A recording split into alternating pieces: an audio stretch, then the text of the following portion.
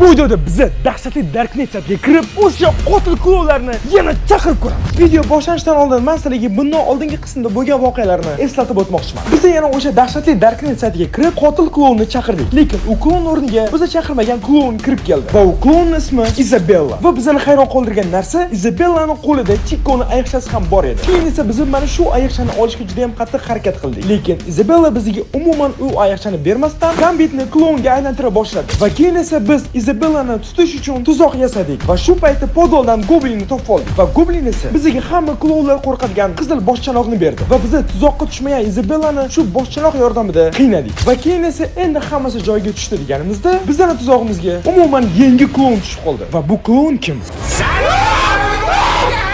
Qanaqadir qonli bo'ldi. Yaxshi. Onaka. Darknet 6-qism.